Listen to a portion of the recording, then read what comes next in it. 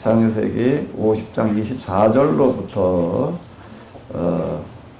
를 한번 같이 읽어보시겠습니다. 그러고 나서 요셉은 이제 나는 세상을 떠나야 할 것 같다. 하지만 하나님께서는 너희들을 잘 보살펴 주실 것이다. 그래서 아브라함 할아버지와 이삭 할아버지 또 아버지 야곱에게 하나님께서 분명하게 약속하신 대로 이 땅을 떠나 너희에게 약속하신 땅으로 이끌어내실 것이다 하고 이스라엘 자손에게 말하였다. 그러면서 요셉은 이스라엘의 자손들에게 맹세를 시켰다. 나하고 약속하자. 하나님께서 너희들을 이 땅에서 이끌어내실 때 이 몸도 꼭 함께 데리고 가겠다고 말이다. 요셉은 세상을 떠났다. 그러자 사람들은 요셉의 몸에 향료와 향료를 넣어 미라로 만든 뒤 관에 넣었다. 아멘. 창세기의 긴 이야기는 놀랍게도 무슨 이야기로 끝을 맺고 있는가 하면 요셉의 유언인데 그 유언이라고 하는 게 내용이 뭐죠? 너희가 나중에 이 땅에서 나갈 때 뭘 가지고 가라? 내 유고를 가지고 가라. 자, 이렇게 맹세를 시키는 이야기가 나오고 있습니다. 사실 좀 의아스럽습니다. 요셉이 도대체 왜 이렇게 후손들에게 이걸 맹세를 시키고 있을까? 우리는 얼핏 생각 들기를 어떤 생각이 들어요? 어디에 묻히고 싶어서요? 고향에 묻히고 싶어서. 수구초심이라고 그러는데 여우도 죽을 때는 어디를 향해서 죽는다고요? 고향을 향해서 머리를 두고 죽는다. 그러니까 사람 사실 나이 먹어가면서요, 젊었을 때 뭐 이럴 때는 전혀 그런 생각이 안 드는데, 나이가 이제 40이 넘어서 이제 50 이렇게 돼가게 되면은 꼭 뭐가 생각나지? 하고 놀라울 정도로 고향 생각이 나요. 어렸을 적 생각이. 참, 그 놀라운 얘기더라고요. 난 나만 그런 줄 알았어요. 나만 그런 줄 알았더니, 다른 목사님들 얘기하는 걸 보니까는 다 비슷하더라고요. 그러니까 노인이 되게 되면은 다 고향 이야기들을 많이 합니다. 어렸을 적 얘기를 많이 하고요. 자, 이제 고향에 묻히고 싶어서 그랬을 거다. 뭐 아마 이렇게 생각을 할 수가 있는데, 근데 이 위에 앞에 부분을 보게 되면은 또 무슨 이야기가 나오는 거? 누구 장례 치르는 이야기가 나오죠? 야곱을 장례 치르는 이야기가 나오는데, 야곱이 죽은 다음에 어디다 갖다 묻었어요? 고향에다 갖다 묻었어요. 그 요셉은 이렇게 얘기할 수가 있습니다. 뭐를요? 내가 죽은 다음에 날 어디다 갖다 묻어다오? 내가 있던 고향에다 묻어다오. 그럼 가능했을까요? 안 했을까요? 가능한 얘기예요. 그런데 뭐라고 얘기를 하는가 하게 되면은 내가 죽은 다음에 고향에다 묻어다오 그렇게 얘기를 하지 않고 이렇게 이야기를 하고 있습니다. 뭐라고요? 나하고 약속한다. 하나님께서 너희들을 이 땅에서 이끌어내실 때 이 몸도 꼭 같이 데리고 가라라고 자 이렇게 약속을 하라는 겁니다. 왜 도대체 이 이야기를 하셨을 이렇게 유언을 했을까? 그 해답은 어디에 있을까요? 해답은 어디에 있지요? 몇 절에 있어요? 어디에 있어요? 24절. 자, 요 이야기 속에 들어있습니다. 한번 같이 보시겠습니다. 이제 나는 세상을 떠나야 할 것 같다. 하지만 하나님께서는 너희들을 잘 보살펴 주실 것이다. 그래서 아브라함 할아버지와 이삭 할아버지 또 아버지 야곱에게 하나님께서 분명하게 약속하신 대로 이 땅을 떠나 너희에게 약속하신 땅으로 이끌어내실 것이다. 자, 이건 지금 요셉이 바로 그 밑에 직계들에게만 하는 이야기가 아니라 먼 후손들에게 하는 이야기인데 뭔 얘기인가 하면 하나님께서 분명하게 약속하신 대로 이 땅을 떠나 너희에게 약속하신 땅으로 너희를 이끌어내리라라고 이렇게 이야기를 하게 이제 됩니다. 이게 이제 창세기 마지막과 그리고 출애굽기의 시작은 이제 이 이야기로 이렇게 연결이 되어지게 되는데요. 그 이후에 이제 이스라엘 사람들 이렇게 보게 되면 출애굽기에 이런 이야기가 나오고 있습니다. 3장 19절에 보게 되면은 이야기가 있어요. 한번 읽어보실까요? 모세가 요셉의 해고를 취하였으니 이는 요셉이 이스라엘 자손으로 단단히 맹세하여 이르기를 하나님이 필연 너희를 권고하시리니 너희는 나의 해골을 여기서 가지고 나가라 하였으며, 그러니까 이스라엘 사람들이 이제 이 출애굽하면서 모두 같이 가지고 가는가 하면 요셉의 유골을 가지고 가서 이제 어디다 장례를 치렀다고 여기 그 여호수아서 24장에 나오고 있는데 땅을 다 분배하고 그러고 난 다음에 갔다가 이제 유골을 안치하는 이야기가 나오고 있습니다. 이스라엘 자손이 애굽에서 이끌어낸 요셉의 뼈를 어디에 장사를 했다고요? 세겜에 장사하였으니 이것은 야곱의 세겜의 아들 하몰의 자손에게 금 100개를 주고 산 땅이라. 자, 이렇게 이야기를 하고 있습니다. 자, 요셉은 도대체 무슨 유언을 한 건가 하게 되면은 그는 길게 내다보고 있습니다. 지금 이제 이스라엘 사람들이 저희 이렇게 고센 땅에 와가지고서 그리고 지금 요셉의 후광으로 어려움 없이 살아가고 있지만 곧 뭐가 오리라는 거예요? 그들에게 뭐가 오리라? 어려움이 오리라라고 하는 것을 내다보면서, 그리고 그 시간이 어떠리라? 길리라라고 하는 것을 또 내다보면서 그 시련과 고난의 시간이 길리라. 그런데 또 하나 뭘 내다보는가 하게 되면은 그 시련과 고난이 더 고통스러울 수 있고 더 힘들 수 있는 건 무엇 때문인가 하면은 무엇 때문에요?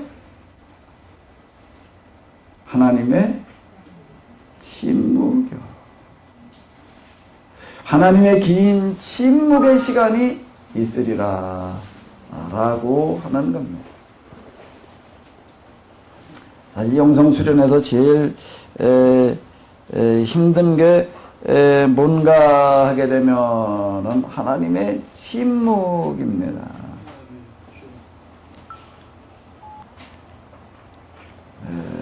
제가 하나님을 경험하던 과정을 이렇게 놓고 보게 되면 93년 이맘때인데요. 순환주간에 성경을 읽다가 가슴이 뜨거워지고 난 다음에 그 다음에 이제 기도로 이어졌는데 지금 여기 이제 여러 신비 체험들이 이제 있었습니다. 신비 체험을 제가 겪을 때는 어떤 생각이 들었는가 하면, 야, 곧 하나님께서 이제 크신 은혜를 베풀어 주어서 어떤 일이 시작되고 됐겠다라고 하는 어떤 그런 강한 확신이 이제 들어요. 그게 이제 뭐 며칠 아니면은 그때 길어야 40일, 아주 길어야 한 몇 달, 한 100일 기도하면 될 줄 알았어요. 그런데 그 시간이 얼마나 걸렸나 하게 되면요, 기도하는 시간만 만 40개월. 제가 안 하던 기도를 하러 다닌다. 저녁마다 그것도 산으로 기도를 하러 다닌다. 그러니까 저희 집사람도 좀 기대가 되나 봐. 이제 뭐가 좀 되려나 보다. 그래가지고 며칠 따라다니더라고요. 며칠 따라다녀도 금방 뭐 눈에 보이게 뭐 변화가 일어나요? 안 일어나요? 그러니까 그 다음에 어떻게 됐을까요? 그치. 또 누구도 따라갔나? 우리 애도 3학년짜리 애가 오늘은 나도 가겠대. 얘도 가가지고서 또 뭐 기도를 하더라고. 이게 몇 달이 아니라 1년이 지나가고 2년 지나가고 3년이 지나가고. 제 장모님 오셨다가 이제 한번 했던 얘기가 내가 지금도 기억이 나는데 뭔가 하게 되면, 아니 그렇게 가서 기도를 해도 도대체 교회는 달라지는 게 아무것도 없네.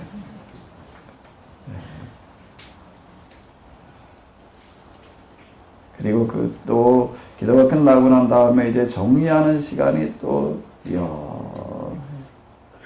제가 그 3부를 제일 먼저 정리를 했는데 기도하는 시간과 그 3부가 만들어지는 데까지 거의 10여 년이 걸렸어요. 그러고 나서 무슨 큰 수가 나는 줄 알았더니요. 큰 수가 나는 줄 알았더니 뭐가 시작이 되어졌는가 하면 세미나가 시작이 됐습니다. 저는 이런 방식으로 시작되어지리라고는 전혀 생각지 않았는데. 근데 그동안에 제일 힘들었던 게 뭔가 하게 되면은 하나님의 침묵이야. 좀 기다려라. 뭐 언제부터 어떻게 뭐 될 거다. 뭐 이런 얘기가 전혀 없으신. 전혀. 하나님의 침묵의 시간. 그 시간이 사실 제일 힘든 시간입니다. 제일 힘든 시간인데요. 여러 가지 정말 숨 막힐 것 같은 그런 어려움들이 계속 되어지는데 도대체 하나님은 아무런 이야기가 없으시다라고 하는 겁니다. 요셉은 뭘 하냐면 이게 이 유언하는 걸 보게 되면은요, 요셉은 이걸 너무나도 잘 알고 있구나. 그 후손들에게 이제 어떤 일들이 닥치리라라고 하는 것을 잘 알면서 그는 무엇을 하고 있는가 하게 되면은 이 하였음이었더라, 뭐 하였더라, 요셉의 자손의 기업이 되었더라 이런 얘기를 보게 되면 뒤에 가가지고서 이제 사람들이 요셉이 했던 이런 유언들을 기억하면서 써놓았던 것을 이렇게 볼 수가 있는데 이건 뭔 얘기인가 하면 요셉은 죽으면서 그러니까 결국 뭐 한 거지요? 시신, 기증신. 하나의 증거물로다가 내놓는 거예요. 무슨 증거물이에요? 여기 이런 얘기를 하고 있습니다.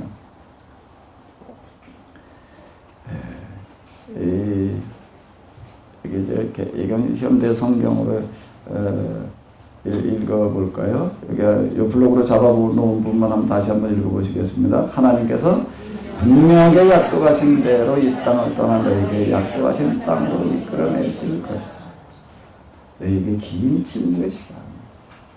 많이 답답하고 힘들고 어려울 텐데 그때 뭘 기억하라는 얘기예요? 하나님의 약속을 기억을. 하나님께서는 틀림없이 그 약속을 이루어 주실 것이다. 그래서 뭘 남겨놓았다고요? 그의 유언을, 시신은 미라로 만들어가지고 보존시켜 놓는 거야. 그애는 너희는 내 유고를 보면서 기억을 해라. 뭐를 기억을 하라? 하나님의 약속은 반드시 이루어지리라. 반드시 이루어지리라. 이걸 기억을 해라. 라고 이제 이렇게 이야기를 하고 있는데 쉽게 영화의 장면을 보게 되면은 이제 고생 땅에서 그 호된 노역에 시달리던 그 어떤 한 노인 평생 동안 그냥 강제 노역에서 시달리다가 이제 마지막에는 어떻게 되는가 하게 되면 이제 힘이 없어가지고서 일을 제대로 못하니까 채찍에 맞아 이제 죽어가요. 채찍에 맞아 죽어가면서 뭐라고 그러고 죽어가는가 하게 되면은 처음에 이제 그 십계를 맨 처음에 볼 때에는 그 부분이 참 잘 납득이 안 됐습니다. 어떻게 저렇게 할 수가 있을까? 뭐라고 죽어갔는가 하면 하나님의 약속은 반드시 이루어집니다. 지금 우리가 고통스럽게 지금 이렇게 노역에 시달리고 이렇게 지금 내가 비참하게 나는 죽어가지만 그러나 하나님께서 약속하신 것은 반드시 이루어지리라. 자, 이르는 구절이 있습니다. 그런 장면이 있는데 요셉은 지금 이런 때를 대비를 해서 그들에게 각인시켜 놓는 거예요. 너희들은 내 무덤을 보면서 하나님의 약속이 반드시 이루어지리라고 하는 것을 잊어버리지 마라. 이렇게 약속을 유언을 하고 있는데요. 창세기의 마지막은 이걸로 끝을 맺고 있습니다. 이 이야기는 동시에 지금 우리를 향해서 똑같이 하시는 이야기인 줄로 믿습니다. 뭐 하나님의 약속은 누구를 향한? 우리를 향한, 나를 향한 하나님의 약속은 틀림없이 이루어지는 줄로 믿습니다. 시간이 좀 더디더라도요, 더딘 것 같더라도요, 전혀 우리 낙심하지 말고요, 소망을 가지시기 바랍니다. 하나님의 약속은 우리 모두에게 영원한 소망이 되는 줄로 믿습니다. 그러니까 창세기의 마지막은 뭘로 마무리가 된다고요? 약속과 그리고 뭐요? 소망.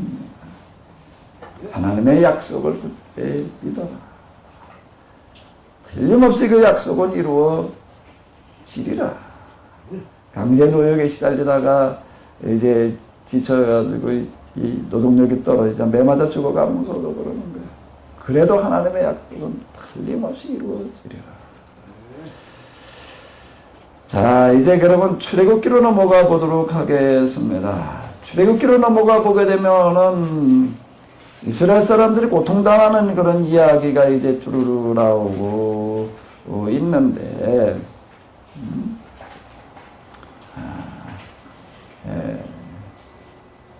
여기 보게 되면은 이렇게 이야기가 나오고 있습니다. 이스라엘 사람들은 흙을 이겨서 파는 벽돌 굽기와 농사 짓기도 혹독한 노동 때문에 말할 수 없이 고통스러웠다.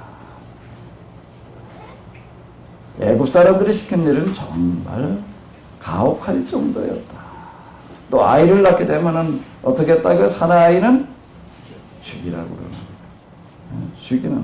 인구가 너무 늘어나다 보니까는 이 노예들이 어느 날 이거 반란을 일으키게 되면 우리 나라가 위험할 수 있다 그래가지고 이제 인구 조절책을 쓰는 어떤 이런 걸 이제 볼 수가 있는데, 사내 아이를 낳게 되면 이제 산파를 보내서 또는 군대를 보내서 이제 죽이는 거예요. 자, 근데 이 출애굽기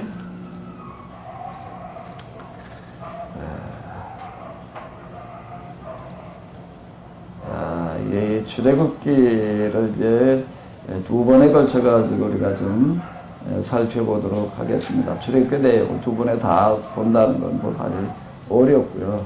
전체적인 내용과 그 흐름을 한번 성격을 좀 짚어보도록 하겠는데요.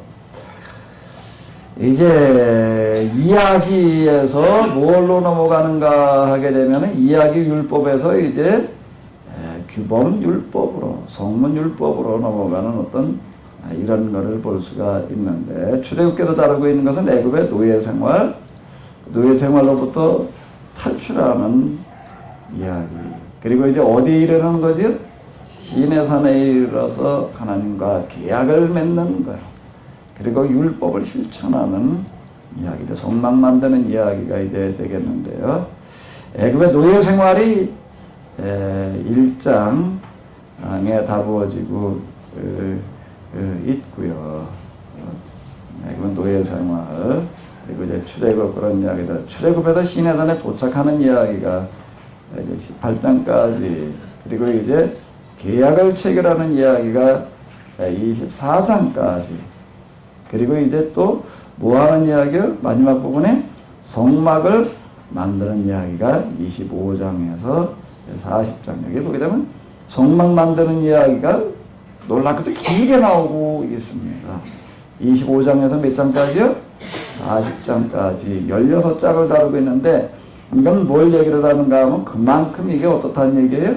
중요하다. 성막을 만드는 게 그만큼 중요하다. 계약을 체결하는 이야기는 19장에서 24장까지 5장입니다. 이게 16장.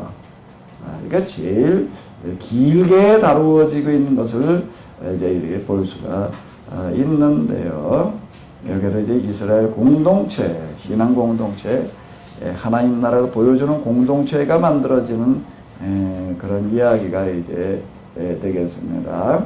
자, 이 창세기 출애굽기를 보게 되면은 하나님께서 세상을 구원하시는 방식이 어떤 방식인가 하면 한 사람을 선택을 해가지고 한 사람을 선택을 해서 어떻게 하시는 거죠? 그 다음에 그 후손으로 뭘 만드는 거예요? 한 공동체를 만드시는 거예요. 한 공동체. 그 후손들로 하여금 뭘 또 만들게 하는가 하면 하나님 나라를 보여주는 신앙의 삶, 신앙 공동체를 형성하게 하고, 그 다음에 많은 사람들이 그 공동체를 보고 구원받게 하는 거예요.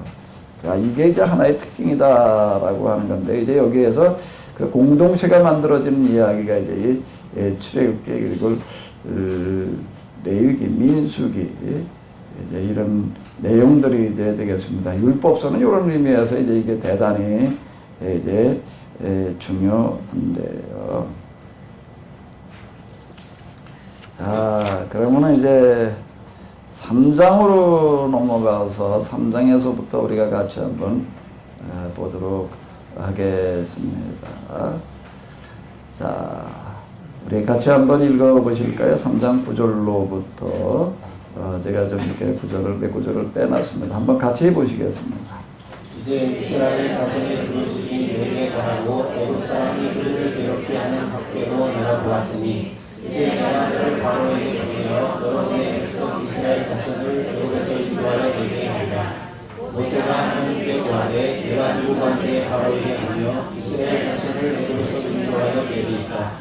하나님이 가라사대 내가 정녕 저와 함께 있으리라. 내가 백성을 애굽에서 인도하여 낸 후에 너희가 이 산에서 하나님을 섬기리니 이것이 내가 너를 보낸 증거이라. 여호와께서 그에게 이르시되 내 손에 있는 것이 무엇이냐. 그가 가로되 지팡이니이다. 여호와께서 가라사대 그것을 땅에 던지라.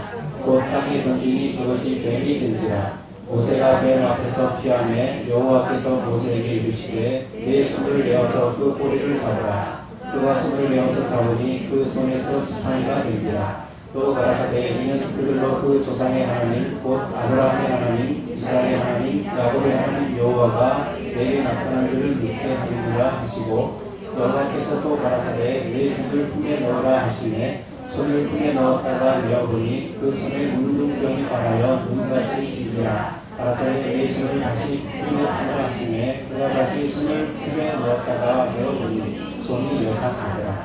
예.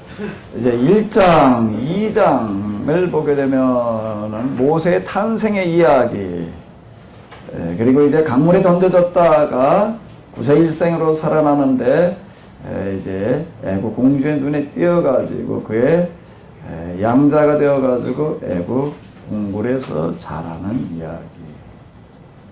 그리고 이제 그가 다 성년이 되고 난 다음에 그 출생의 비밀을 알고 난 다음에 이제 갈등하는 그런 이야기. 그래서 이 이스라엘 사람과 애굽 사람이 싸우는 것을 보고 이스라엘 편을 들어서 이제 애굽 사람을 죽이는 어떤 그런 이야기. 근데 그것 때문에 그는 어떻게 했다는 얘기, 이제 애굽에 있지를 못하고 쫓겨나는 그런 이야기. 미디안 광야로 와가지고 미디안 광야에서 40년 동안 이제 처가살이 하면서 양을 돌보는 그런 이야기. 뭐 이런 것들이 이제 이 앞에 나와 있습니다. 여기 이제 간략하게 이렇게 넘어가는데요. 간략하게 넘어가는데 모세가 무슨 생각을 하면서 뭘 어떻게 하고 지냈다라고 하는 이야기는 전혀 나와 있지 않습니다. 근데 이제 그걸 우리가 이제 이 부분을 읽으면서 어떻게 해야 되는가 하게 되면은, 우리가 다시 여기를 이렇게 보게 되면은, 성경은 어떻게 기록이 되어지고 있는가 하게 되면은, 사실적인 설명, 자세한 설명을 시도하지 않고 그 부분들을 어떻게 하고 있다고요? 은폐, 함축, 암시하고 있다라고 하는 겁니다. 우리가 왜 모세냐라고 이렇게 물어보게 될 때 두 가지로 얘기를 할 수가 있습니다. 하나는 하나님께서 모세를 어떻게 하셨다?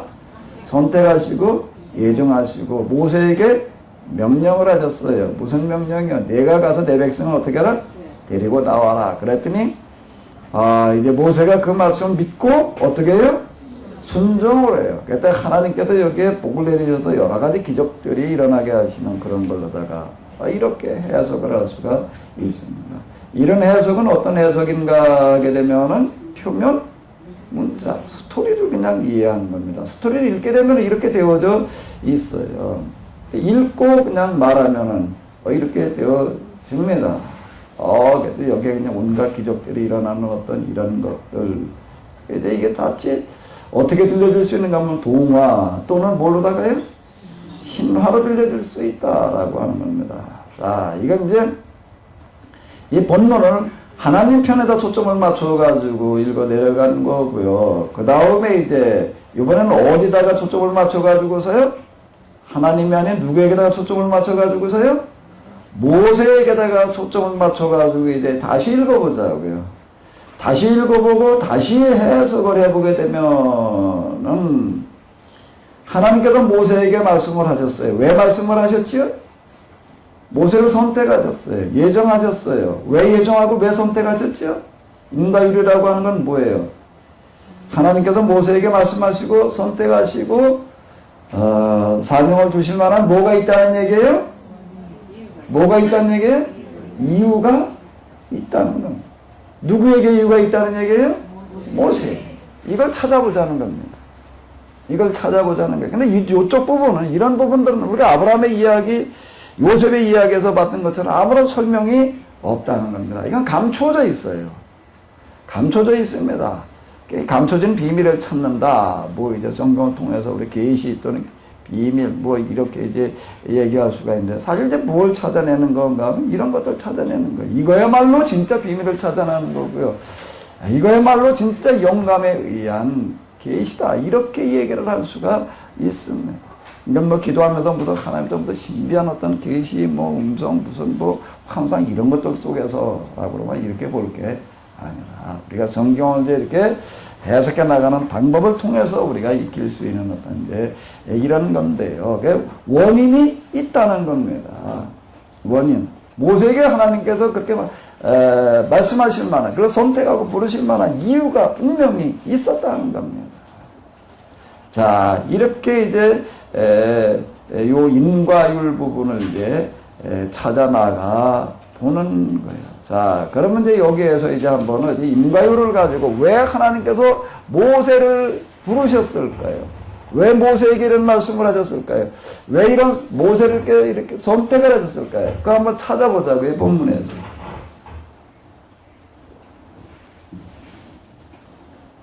왜 하나님께서 모세를 선택하셨을까요? 여기에 대한 설명이 있어요, 없어요? 없어요. 그 전 이야기를 우리가 같이 이렇게 놓고 본다라고 하게 되면, 그냥 모세는 어떻게 했다는 거예요? 미디안 제사장인 장인 누구요? 이들의 양떼를 이끌고 빈들 서쪽으로 가다가 하나님의 산인 호렙, 하나님의 산인 호렙이라고 하는 건 미디안이 이제 에서의 후손들이기 때문에 그들도 하나님을 믿고 있었다라는 얘기고, 그들은 이 산을 하나님의 산으로 불렀다라고 하는 이야기가 되겠는데, 그때 하나님의 천사가 떨기나무 불꽃으로 모세에게 나타나서 이제 떨기나무에 이제 불을 붙여 놓는 거예요. 모세가 보니까는 나무에 불이 붙어 있기는 한데 연기도 없고 사그러지지를 않는 거예요. 하도 이상해서 가까이 가서 도대체 이게 어떻게 된 건가 내가 좀 자세히 봐야 되겠다 그러고 어쨌든 나무가 타지 않을까, 그 물꽃 속에서 부르시는 거예요. 자, 왜 도대체 모세에게 이렇게 얘기를 하셨을까? 왜 그를 선택하셨을까요? 그 이야기가 어디에 들어있지요?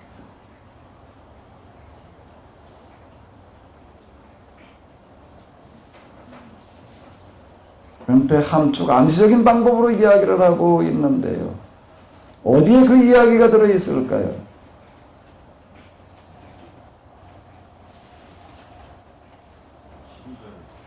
몇 절이요?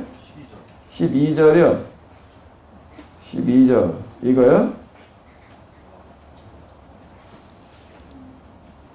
여기에 어떻게 암시되어져 있나요? 어떻게 함축되어져 있나요? 어떻게 숨겨져 있나요?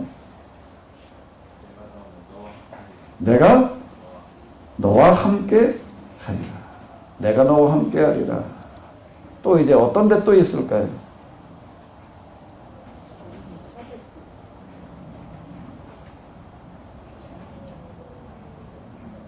자, 이제 우리가 성경을 아브라함의 하나님, 이삭의 하나님, 야곱의 하나님 이 이야기요? 여기 이거 6절. 스스로 계신 하나님을 그 신관에 대한 또 어떤 데 있을까요? 7절. 7절. 나는 애굽에서 내 백성이 얼마나 고통당하고 있는지를 분명히 보았다. 또 강제 노동을 시키는 자들 때문에 울부짖는 소리도 다 들었다. 그래도 그들의 고난이 얼마나 뼛속 깊이 사무치는지를 분명히, 여기에 뭐가 암시되어 있죠? 뭐가 함축되어 있고 뭐가 감춰져 있죠?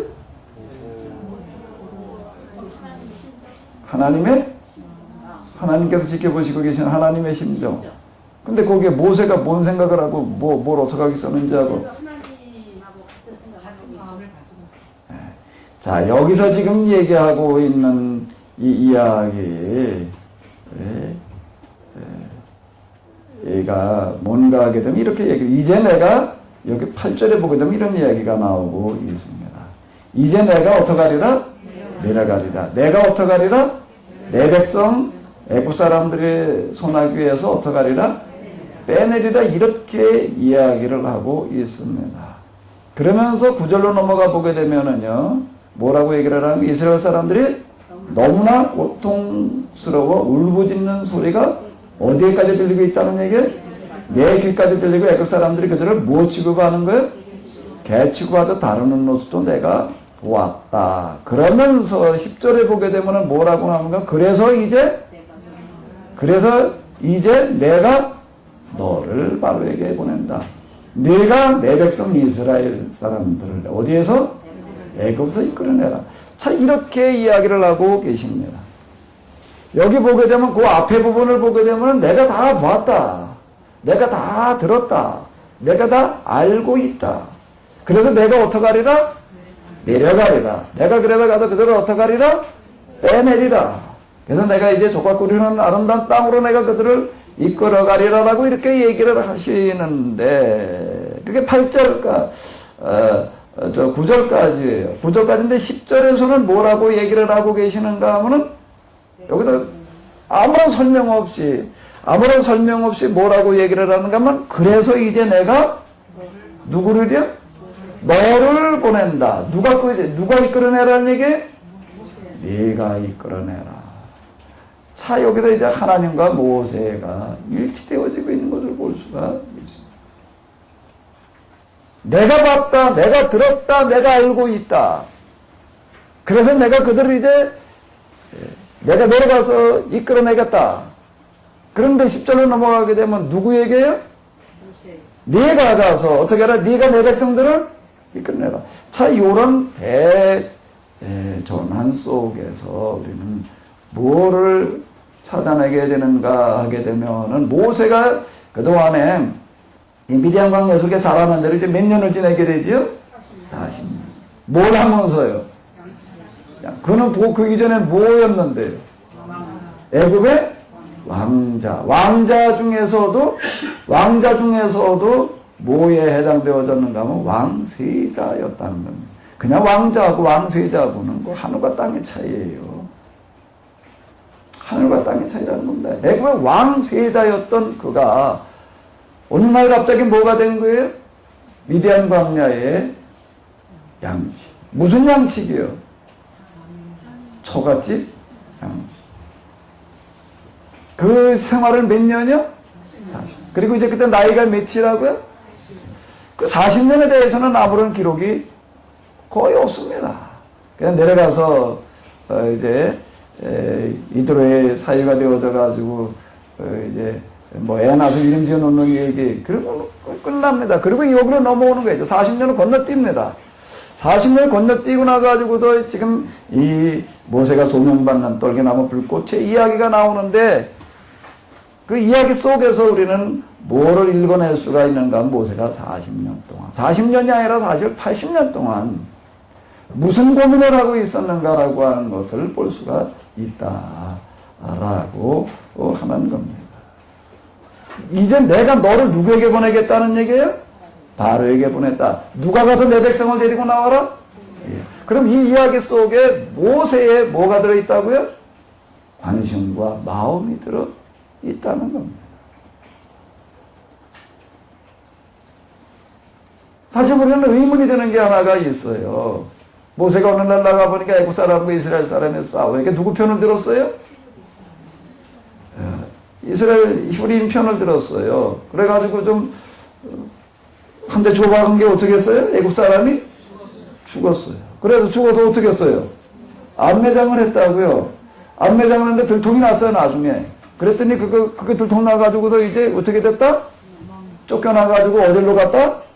미디안 광야로 도망을 가게 됐다. 말이 돼야 안 돼요? 말이 돼야 안 돼요? 모세가 의도적으로 살인을 했나요? 쌈 말리다가 어떻게 한 거예요?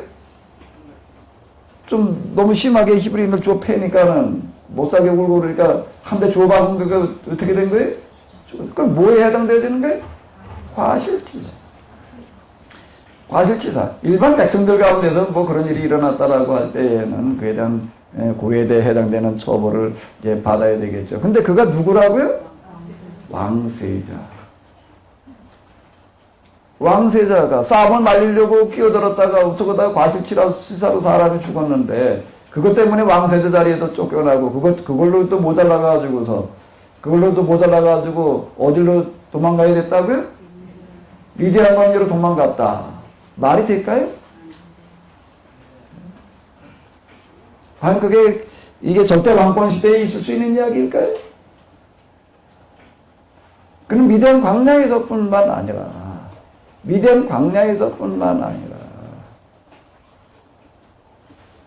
그러니까 애굽에서 왕세자로 있는 동안에도 어떤 마음과 어떤 생각을 가지고 지냈느냐라고 하는 것을 잘 알 수가 있어요. 어떤 마음과 어떤 생각을 가지고 지냈다는 얘기예요? 히브리인들 여기서 우리가 하나 꼭 염두에 둬야 될 것은 그것들이 꼭 자기 동족이었다라고 하는 이유 때문만은 아니라는 겁니다. 히브리인이라고 이렇게 얘기를 할 때는요, 히브리인이라고 이렇게 이스라엘과 히브리인은 다른 개념인데, 이스라엘이라고 얘기를 할 때는 누구의 후손을 얘기를 하는 거죠? 아브라함의 후손이에요. 아브라함, 이삭, 야곱. 그 후손을 가리켜도 이스라엘이라고 말하는 거죠. 히브리인이라고 그럴 때에는요, 뭘 히브리인이라고 그러는 거죠? 아브라함의 후손이요? 종족이요? 히브리인은 계층을 말하는 용어라는 겁니다. 히브리인은 계층을 말하는 게 밑바닥 계층을 말하는 거예요. 맨 밑바닥 계층들. 집이 없고 땅이 없고 자기 힘으로 살아갈 방법이 없어가지고 남의 집에 가서 종살이하고 있는 이런 사람들의 계층을 말하는 용어다 라고 하는 거예요. 히브리인이라고 하는 요 표현은요. 자, 그럼 여기서 이제 이렇게 보게 되면은 모세는 애굽에 그가 왕세자로 있는 동안에도 항상 뭐를 가슴 아파했다는 얘기죠? 히브리인들의 무슨 삶이요? 비참한 삶을 가슴 아파했다는 거예요.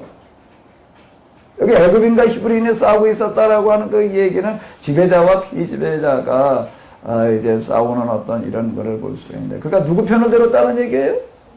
히브리인의 편을 들고 있는 것을 볼 수가 있어요. 자칫 우리는 모세가 이스라엘 종족이었기 때문에 종족에 대한 어떤 이런 걸로만 이렇게 국한시켜가지고 생각할 수가 있는데요. 여기 히브리인이라고 하는 그 표현은 절대 종족의 개념이 아니라 계층의 개념이다라고 하는 것을 꼭 염두에 둘 필요가 있습니다. 그리고 또 이제 이거는 나중에 그 출애굽을 할 때 보게 되면 출애굽한 사람들이 이스라엘 사람만은 아니라고 하는 겁니다. 이스라엘 사람만이 아니라 이스라엘 사람 이외에도 이제 같은 비슷한 삶을 살아가던 사람들이 많이 있었다. 개혁성경에서 허다한 잡족이 있었다라고 그냥 이렇게 이제 번역이 되어져 있는데, 이게 뭘 얘기를 하는가 하면 출애굽의 대상은 이스라엘 종족이 아닌 히브리 계층이었다라고 하는 것을 꼭 염두에 둘 필요가 있습니다. 이게 내 백성이라고 하나님께서 계속 얘기를 하실 때에는 누구를 얘기를 하는가 하면 히브리 계층을 말하는 겁니다. 히브리 계층을 말하는 거다라고 하는 거예요. 이걸 하나 이제 좀 우리가 정리하고 그리고 넘어가 보자고요. 이 부분 이제 성경을 읽으면서 잘 살펴보십시오. 제가 이제 그 책 제목, 첫 번째 책 제목을 하비류의 길이라고 이렇게 얘기를 하는 건 뭔가 하나님께서 내 백성이라고 그러시고 구원의 대상으로 삼으시고 계약을 맺으시는 사람들이 누구라는 얘기예요? 하비류들이었다. 그 다음에 두 번째 책의 이름이 뭐였지요? 죄인의 길. 예수님을 통해서 이제 다시 이 하나님의 말씀이 전달되어지고 다시 또 선택을 하시고 또 이제 당신의 백성으로 삼으시고 계약을 맺으세요. 그 계층이 이번엔 누구라는 얘기예요? 죄인이라고 하는 겁니다. 죄인이라고 예수님께서 죄인을 구원하러 오셨다라고 얘기를 할 때 죄인은 바로 이 이야기가 되는 겁니다. 그 죄인, 예수님께서 구원의 대상으로 삼으시는 죄인이 어떤 개념이냐라고 하는 걸 이해하려고 한다면 이 구약 성경의 히브리인을 이해를 해야지 그게 이해가 되는 거예요. 히브리인. 자, 이게 죄인을 구원의 대상으로 삼으신다. 세 번째 책은 제목이 뭐지요? 왜 비유문학을 해놨을까요? 이건 개혁의 대상에 이제 발전적인 개념을 이제 염두에 두고 있는데, 첫 번째 개혁의 대상은 누구였다고요? 히브리인들. 두 번째는 누구요? 죄인들. 이제는요, 지금은요, 하나님의 사람, 하나님의 계약의 대상, 하나님의 백성이 되려고 하는 사람들이 어떤 사람들인가 하게 되면 이제 계층적인 그런 개념으로 접근해 들어가야 될 게 아니라, 마태복음에서 얘기하고 있는 것처럼 심령이 가난한 자는 복이 있나니. 자, 그 선언이 뭘 얘기를 하고 있는가 하게 되면 이제 우리의 마음의 문제가 되는 건데, 마음이 어떻게 되어지는 거예요? 비움이 비워지지 않으면 안 된다. 그래가지고 제가 이 비움이 비워지는 게 뭐가 어떻게 되는 거냐, 이제 그걸 제가 다루려고 하는 거를 3부가 이제 되겠습니다. 자, 그럼 이제 다시 이제 어디로 돌아가는가 하게 되면 이제 모세로 돌아가가지고서, 모세가 도대체 광야 생활 40년뿐만 아니라 그 이전부터 그는 도대체 무슨 생각을 하면서 뭐에 관심을 가지고 지내고 있었는가 라고 하는 걸 통해 가지고도 왜 하나님께서 모세를 통해서 일하셨는가라고 하는 것을 우리가 다시 한번 좀 접근을 해보도록 하겠습니다. 사실 이제 이 부분이 우리가 출애굽기, 레위기, 민수기, 특별히 신명기, 그렇게 율법서를 이해해 나가는 데 있어서는 이건 대단히 중요한 거예요. 이 부분이. 그래서 제가 우리가 창세기를 할 때는 아브라함의 이 이야기에다가 좀 시간을 많이 할애를 했는데, 여기서도 또 그럴 수밖에 없어요. 모세에다 초점을 맞춰가지고 뭘 찾아보는 거지요?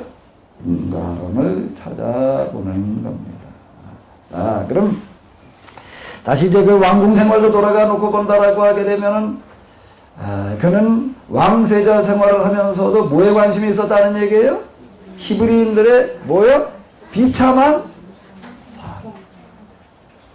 비참한 삶에 관심을 가지고 그들의 문제를 해결하고 그들의 그 입장을 옹호해주는 역할을 하고 있었다라고 하는 겁니다. 그거가 뭘로 표출되어지는가 하면 히브리인과 애굽인이 싸우는 이야기. 싸우는 이야기에서 그건 누구 편을 들고 있는 거죠? 히브리인의 편을 들고 있는 거예요. 그리고 이제 그걸 안매장을 했다가 들통이 났어요. 들통이 난 게 뭐가 들통이 난 거죠? 그 들통이 난 거가 뭐가 들통이 난 거예요? 어쩌고 하다가 과실치사로 사람 죽였다가 안매장한 거 들통 난 거, 물론 그건 들통 난 거지요. 안매장을 한 시신 발견된 거, 그것 때문에 그가 쫓겨가네? 그것 때문에 쫓겨갔다라고 얘기를 한다라고 하게 되면 왕세자 자리에서 박탈당하고, 그걸로 끝났다라면 모르죠. 그것 때문에 또 다른 나라로 도망가지 않을 수 없는, 죽임당하지 않을 수밖에 없게 되었다라고 하는 그 이야기. 도대체 뭘 얘기를 하는 거야? 뭐가 들통나는 거지요? 모세가 뭐에 관심을 가지고? 히브리인들에 대한 관심을 가지고 무슨 문제를 해결하려고 그런다는 거가요? 그들의 문제를 해결하려고 한다는 게 들통이 나는. 이 들통 나는 건 뭐에 해당되는 거지요? 이거는 뭐에 해당되어지는 거예요? 반역에 해당되어지는 거예요. 반역에 해당되어지는 거예요. 이 부분은요. 왜? 그 나라 왕조의 정책인데 뭐를요? 히브리인들을 뭐로 삼아가지고서요? 노예로 삼아가지고 부리는 거가 그 왕의 정책이에요. 근데 이게 거기에 약한 수정을 가하는 정도가 아니라 그걸 완전히 뒤집어 엎어놓는, 이거는 뭐에 해당되어지는가 하게 되면은 반역에 해당되어지는 겁니다.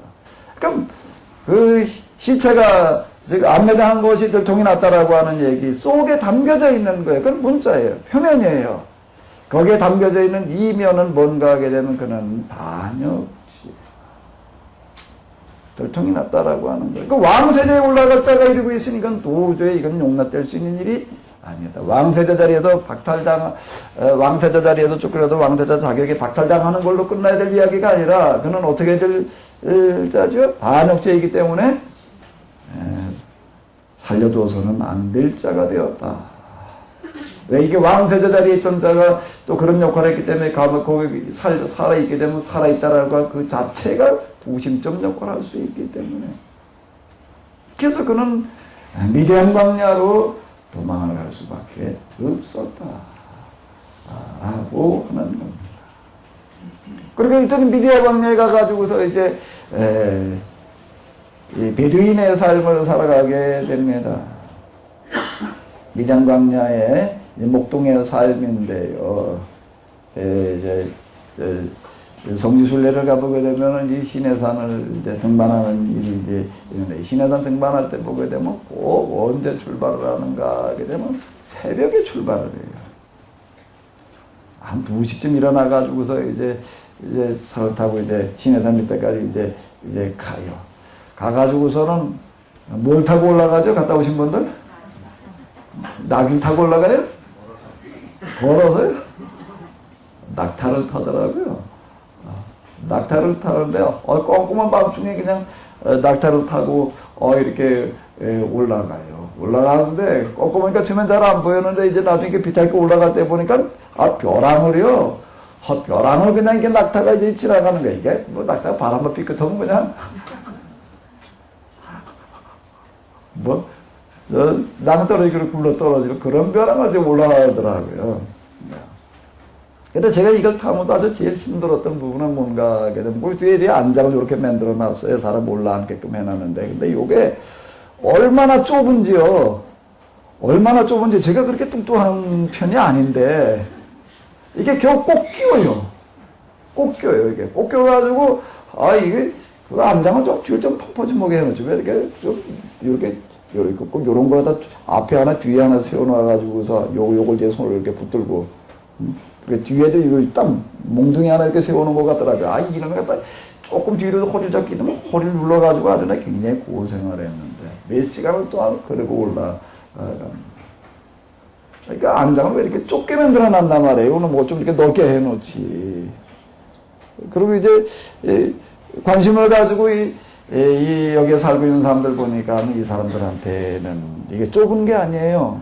다 몸집들이 어때요? 작아요. 거긴 살찐 사람 하나도 없어요. 지금도 그들은 그렇게 살아갑니다.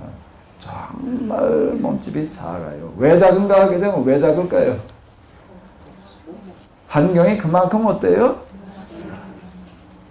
이스라엘의 베du인들 그 돌보는 거 어떤 것이 TV에서 한번 보여주는 거를 이렇게 봤는데 이스라엘 정부에서 뭘 해주는가 하게 되면 이 사람들한테 신발을 갖다 주었어요. 신발을 갖다 주고 이제 신발 좀 신고 살아라. 다 지금도 뭘 어떻게 하고 살기 때문에 맨발로 사는 거예요.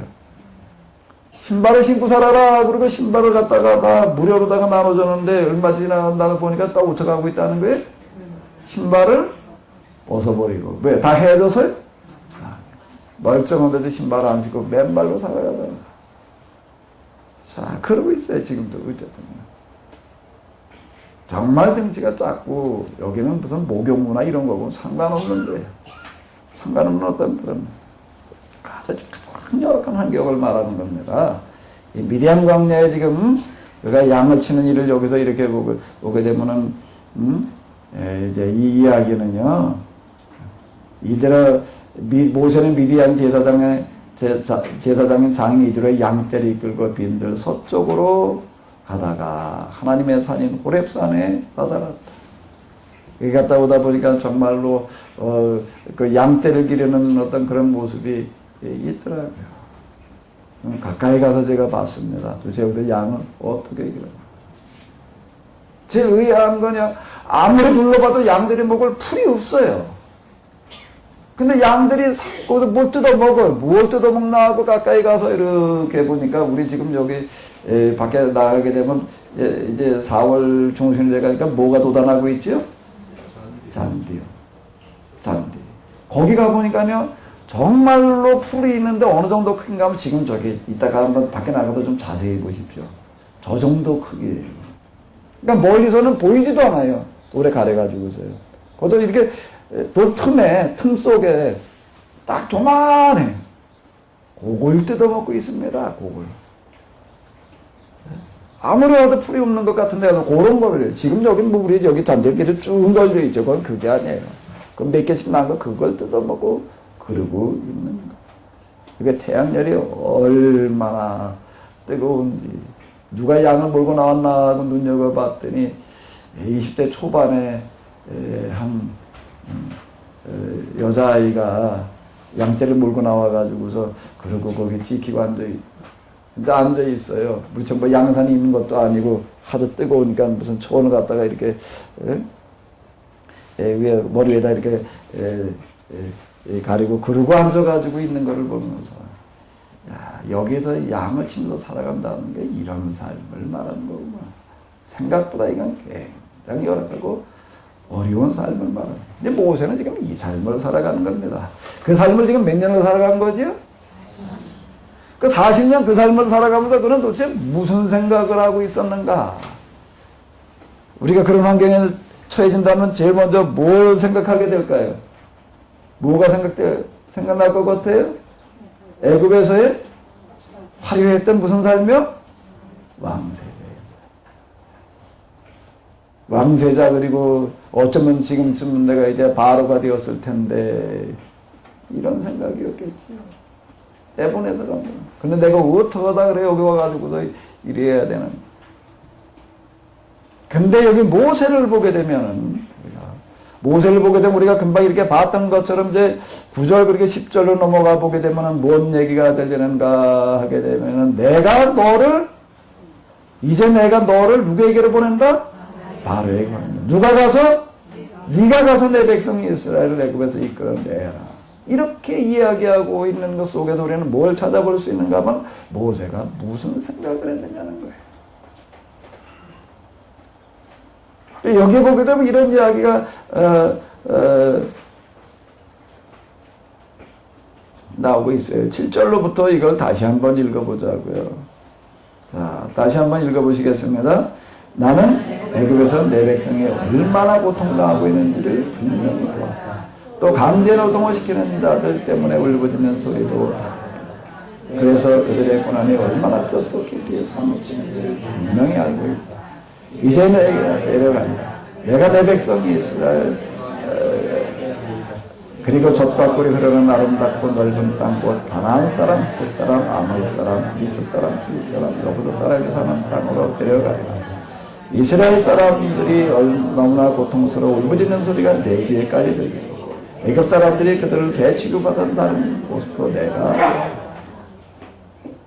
여기 이제 현대 성경으로 보게 되면 그들의 고난이 얼마나 뼛속 깊이 사무치는지를 분명히 알고 있다. 이 이야기 속에서 우리는 뭐를 읽어내는가 하면 성경 기록 방식인데 암시, 함축은 폐된 부분을 읽어내야 되는. 모세는 여기서 40년 동안 그 뼛속 깊숙이 뭐가 사무쳤다는 얘기죠? 뭐가 사무쳤다는 얘기죠? 히브리인들의 뭐요? 고통이 그게 가슴 속에 어디까지요? 뼛속 깊이까지 사무치고 있었다. 라고 하나님께서 만들어 놓으신 세상의 원리와 이치를 보게 되면 뭔가 하면 끼리끼리 모이는 거예요. 끼리끼리 모이는 겁니다.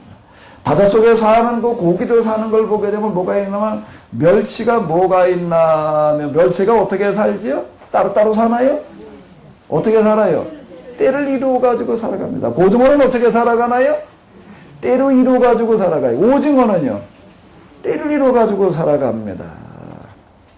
요즘 선망, 즉 배를 가지고서 이제 고등어 뭐 이제 따랑아 이런 거 잡는 분 얘기하는 거 이렇게 들어보게 되면은 거기 어뢰장이라고 하는 사람인데 어뢰장은 뭘 하는 사람인가 하게 되면 고깃대가 있는 데를 찾아내는 역할을 하는 사람이에요. 그 어뢰장 연동이 엄청 세더라고요. 1년에 몇 억이래요.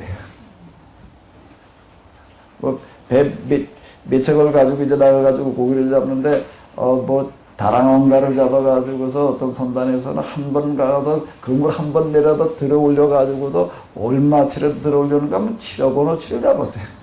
근데 일본으로 수출되는 어떤 이런 거. 때려 몰려 다니는 거예요. 때려 몰려 다니는 거다.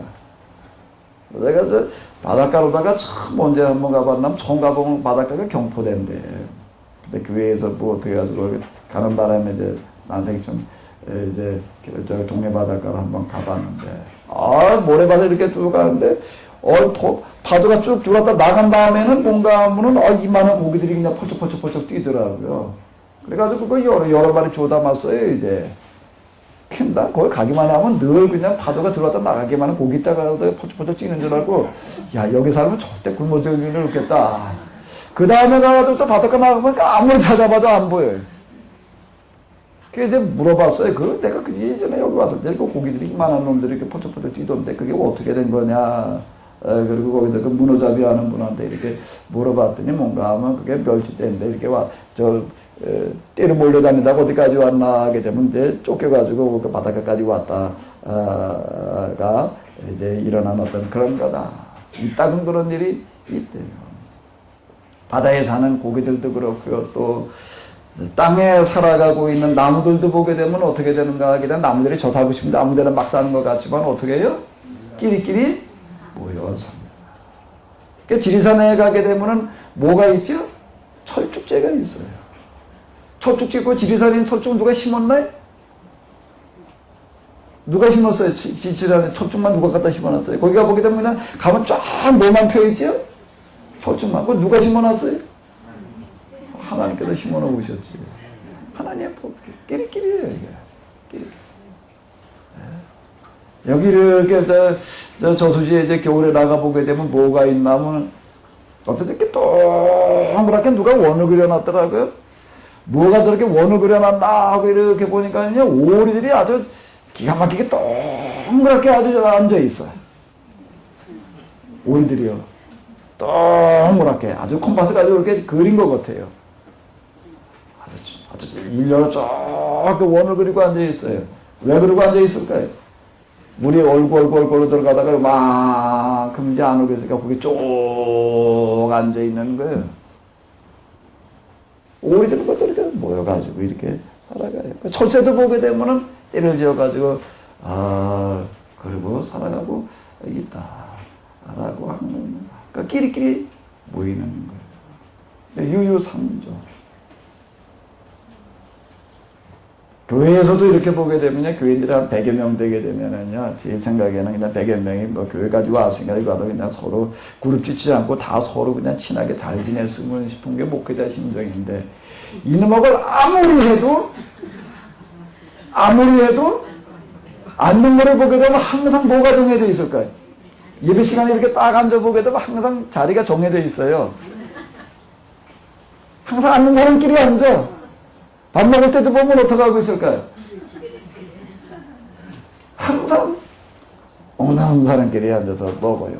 이걸 저 속회를 만들고 뭘 만들고 하다 이거 저 섞어 놓으려고 뭐 이래 놓게 되면 또 좀 거리가 좀 먹는 것 같은 사람끼리 갔다가 좀 서로 좀 가까이 좀 지내봐라고 해놓으면 뭐라고 교회 안 나오겠대. 그렇게 얘기하는 사람까지 있어요.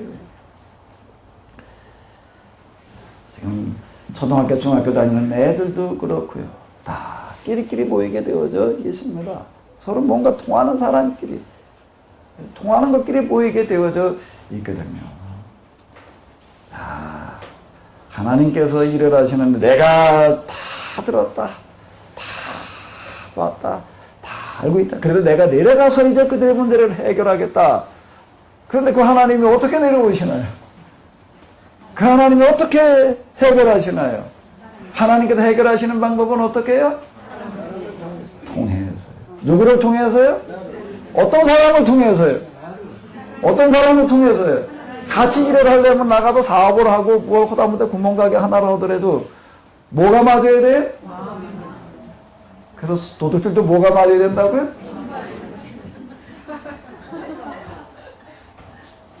의사도 수술하는 거 이렇게 보게 되면 의사하고 간호사하고 뭐가 잘 맞을까요? 손발이 척척 맞아요. 의사가 뭐라 그러지도 않아. 손이 이렇게 탁 내밀면 쳐다보는 것도 아니에요. 의사는 지금 계속 수술을 하는데 그냥 거기다 집중을 해야 되는 거거든요. 요거 하나 잘못 건드려놓으면은 신경이 하나 끊어진다든지 그러면 그 사람이 한 부분이 마비가 될 수도 있고 심지어 죽을 수도 있고 그것만 옳더라고 그러고 지금 요걸 지금 여러 기구들을 통해 가지고도 지금 서류를 해야 된다고요. 그러니까 눈을 여기다 뗄 수가 없는 거예요. 어쩔 수 없어. 여기다 집중을 하고 그냥 그 다음에 이제 요걸 이렇게 짤 때는 칼로다가 그 다음에 뭐 이렇게 꼬맬 때 뭐 가위로 여러 가지가 이게 이제 필요하다고요. 바늘이, 실이. 그러면 이제 이렇게 탁 어떻게 하는 거 여기다 눈을 떼지 못하고 어떻게 손만 탁 내밀어. 그래 간호사가 어떻게 할까요? 탁 주어요. 뭘 줘요? 꼭 필요한 거예요. 그러니까 그 간호사 노릇해 먹으려면 뭐가 돼야 될까요? 뭐를 잘 읽어야 될까요? 의사의 뭐를요? 그래야지 수술이 돼. 사실 수술은 의사 혼자 하는 게 아니에요. 그죠? 의사하고 누구하고 같이 하는 거예요? 간호사. 또 같이 하는 거예요, 사실. 그죠? 이게 탁탁. 근데 그걸 보면서 참 신기하다. 어떻게 저렇게 될까? 여러 간호사들이 있는데 그 중에도 이걸 잘하는 사람이 우수한 간호사가 되는 거예요. 술진애들 이렇게 탁 이번에 뭐가 필요하다 이나 탁탁탁탁 갖다 탁 집어주고 또 딱 뭐 처리를 해 줘야지 얘기가 되는 거죠. 자, 도둑질을 해 먹을래도 뭐가 맞아야 된다고요? 수술을 하려도 뭐가 맞아야 되고요? 동물들이 나가서도 사냥하는 거를 보니까는요, 혼자 나가서 단독으로 사냥하는 것도 있지만 사자라든지 어떤 치타 이런 거 동물에 대해서 사냥하는 걸 보게 되면 어떻게 사냥을 할까요? 어떻게 사냐? 두세 마리가 나가가지고도 어떻게 하죠? 서로 하나는 지키고 있고 하나는 어떻게 하죠? 몰고 하나는 또 뭐하고? 바람 잡고 하나는 또 가서 물. 자, 이게 다 맞아야 되더라고요. 근데 그 중에 하나가 이게 스트르게 되면은 또 치는 거예요.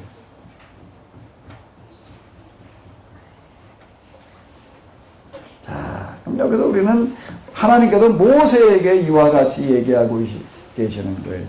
이걸 해석하기 위해서부터 특별히 계시를 받아야 되고, 뭘 어떻게 해야 되고, 무슨 비밀을 푸는 뭐 열쇠를 받아야 되고, 뭐 이렇게 얘기할 거 없이. 제가 늘 이렇게 얘기를 합니다. 성경을 우리가 이렇게 해석해 나가는 데에는 제일 중요한 게 뭐라는 얘기예요? 상식이라는 겁니다. 우리는 그걸 다 알고 있는 거예요. 다 알고 있는 거예요. 어머니가 피난 생활 하실 때 이제 하시는 얘기 있다고 하시는 걸 보게 되면은 이제 집을 지어놓고 이제 같이 사는 거예요. 이제 두 가구, 세 가구가 같이 한복을 쓰고 살아요. 한복을 쓰고 사는데 늘 하시는 얘기가 뭔가 아마 나도 내가 지금도 기억이 나. 두배의 엄마가 있었대. 두배의 엄마. 두배의 이름이 왜 이름이 두배인가요? 두병이야 이게. 두병인데 이름을 이제 그냥 두배이 그랬어요. 두배이 엄마하고는 그냥 같은 복을 쓰려면 엄청 힘들더라. 아침에 나가보면 이거저거 다 없어지고 그냥. 한 번에 엿을 구웠는데 엿은 하루에 다 되는 게 아니거든요. 쪼리다가 이제 그리고 들어자고도 아침에 나가보니까 엿이 꽤 확 줄었더래. 이게 어떻게 된 건가 하고 보니까는 누가 퍼간 것 같아. 이걸 누가 퍼갔나 하고 보니까 엿이 이렇게 똘똘똘 떨어져 있더래. 이게 똘똘 퍼가지고서 그냥 이걸 밑에 받치지도 않고 그냥 간 것 같아. 그 똘똘똘 따라가 보니까 누이 집으로 들어가면 꼭 부인의 집으로 가더라. 제일 맞지 않는 사람이야, 이제. 근데 또, 아무개 엄마를 얘기를 하면서 그 엄마하고는 몇 년 동안은 같은 복을 썼는데 한 번도 다툰 적이 없다. 그 얘기를 늘 하시죠. 일이 뭐가 되려고 한다면 뭐가 맞아야 되는가 하면 하나님의 일이 되려고 한다면 하나님의 일을 하는 사람이 되려고 한다면 뭐가 맞아야 되죠? 먼저요? 마음이 관심이 맞아야지 되는 거예요. 그러니까 여기서 뭐가 일어나야 되는가 하면 일치가 일어나야 되는 겁니다. 영성의 과정에서 이렇게 보게 되면은 정화, 조명, 합일, 일치, 합일이나 일치나 뭐 이제 그거. 하나가 되는 게 있어요. 하나님과 하나가 된다는 거예요. 난 그 하나가 된다는 거를요. 난 그 하나가 된다라고 하는 걸 처음에는 이거 영적으로 어떤 변화가 일어나게 되면 우리가 뭐 영적인 내 상태가 뭐 하나님처럼 되어지는 어떤 이런 걸로다가 이렇게 생각을 했습니다. 그래가지고 도대체 그게 이제 정화 그러니까 죄를 씻어내는 거고 조명 하나님의 계시가 임하는 거고 그러고 나가지고도 하나님과 이제 일치 영적으로 일치가 되는 거구나. 그래가지고 도대체 그 상태가 되면 뭐가 어떻게 되는 건가 많이 관심을 가졌고요. 많이 물었어요. 그걸 얘기하는 사람들 영성을 뭘까 얘기하는 사람들 합일과 일치에 도달하게 되면 뭐가 어떻게 되는 거냐. 막상 그 과정을 겪고 나서 제가 발견하게 되는 건 뭔가, 뭐가 합일되고 뭐가 일치되는가 하게 되면은요, 난 모세처럼 얼굴에 뭐 광채가 날려나, 아니면 그냥 엘리야처럼 그냥 불병물 타고 이제 다닐려나, 아예 그냥 땅 밟지도 않고 그냥 하나님처럼 그냥 뭐 구름 위로 날아다닐려나, 이것도 저것도 다 아니고, 거기 가서 확인하는 건 뭐의 확인이요? 일치의 확인인데, 무슨 일치의 확인이요? 마음이에요. 관심. 그리고 이 영성이 진짜 본격적으로 시작되어지는 출발부터, 제가 93년 순환절 첫날 제가 성경 읽다가 마음이 뜨거워졌다. 어디가 뜨거워졌다고요? 제가 그 이전에도 기도하다가 뜨거워진 적이 여러 번 있었어요. 어디 또 어떤 때 머리가 뜨거워지더라고요. 어떤 때 목덜미 잔뜩이 뜨거워질 때도 있고요. 근데 성경 읽고 내려가다 내가 어디가 뜨거워졌다고요? 어디가 뜨거워졌다고요? 마음이 뜨거워졌다는 거예요. 처음에는 그게 뭘 얘기하는 건지 잘 몰랐어요. 마음이 뜨거워졌다는 게 도대체 뭐가 어떻게 된다는 건가? 그 왜 마음이 뜨거워지는가? 왜 마음이, 왜 가슴이 뜨거워진다? 난 그 표현을 쓰지 않고 저는 뭔 표현을 쓰나? 마음이 뜨거워지더라. 가슴은 부위를 얘기를 하는 거고요. 마음은요? 마음은 물론 가슴 속에 마음이 들어있다라고 이렇게, 근데 그거와는 좀 다른 거. 가슴 여기 어디 신체 부위가 뜨거워졌다는 걸 말하는 게 아닙니다. 지금 마음이 뜨거워지더라는 거예요. 지금 마음이 뜨거워지더라. 손발, 머리 뭐 이런 부위가 아닌 내 마음이 뜨거워지더라. 그 마음이 왜 뜨거워졌는가? 참 이해하기 어려웠어요. 왜 마음이 뜨거워졌지? 마음이 뜨거워진다는 게 뭐가 어떻게 되는 거지? 지금 여기도 이렇게 놓고 본다면 마음이 뜨거워졌다는 거가 뭐지? 하나님과 어떻게 됐다는 얘기예요? 마음이 어떻게 됐다고요? 마음이 어떻게 돼요? 합쳐지는 부분이 있었다는 겁니다. 합쳐지는 부분이. 그럼 무슨 마음이 나가 합쳐졌다는 얘기인가?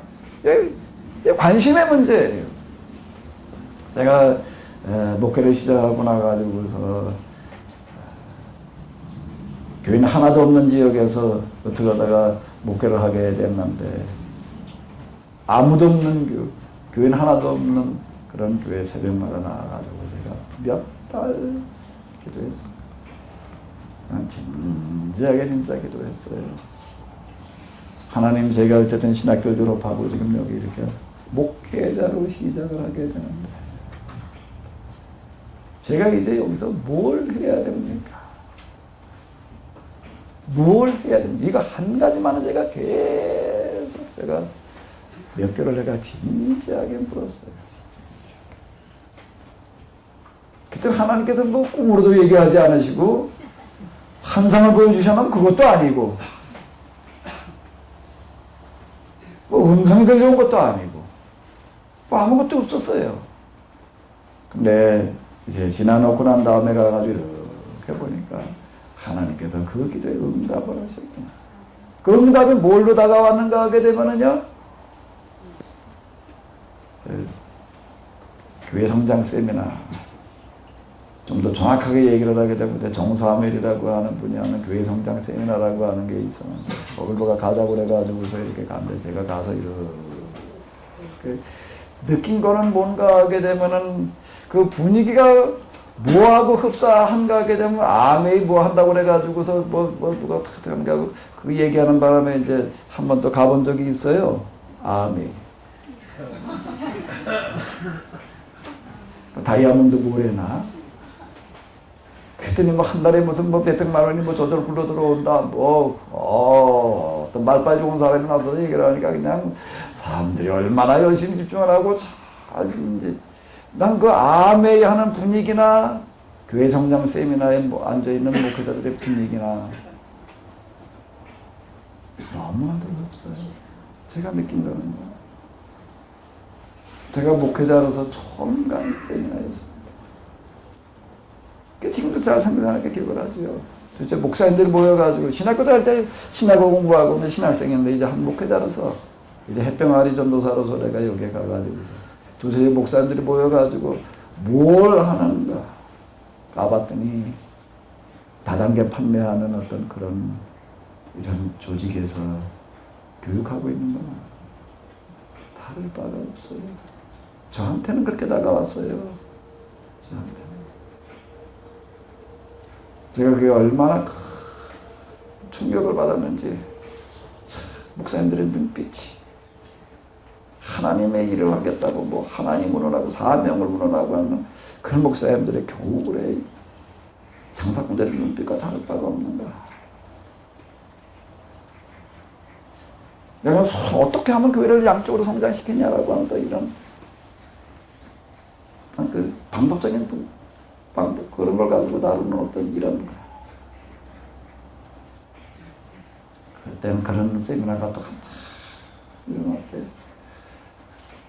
로버트 슐러의 그 수정교회 지오는 양반 그 양반했던 무슨 교회 성장 비법 그거 뭐 목사님들이 그냥 뭐 얼마나 많이 오는지 그냥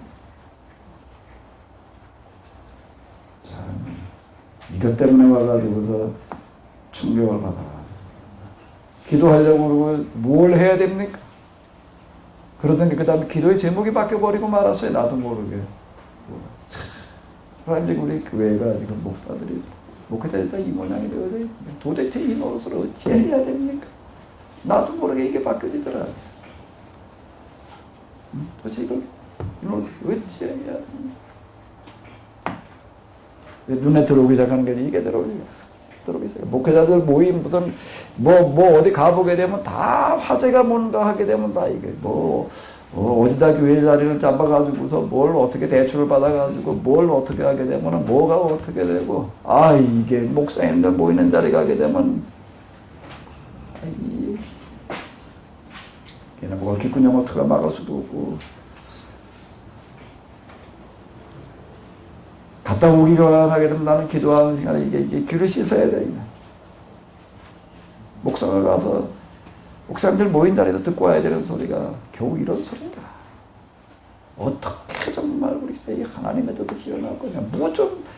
나한테 그래도 목사님들은 좀 이런 게 있어야 되지 않을까. 그러고 나는 기다리는데 이게 어딜 가봐도 도대체가 그런 얘기를 쏟아놓는 데는 별로 없고.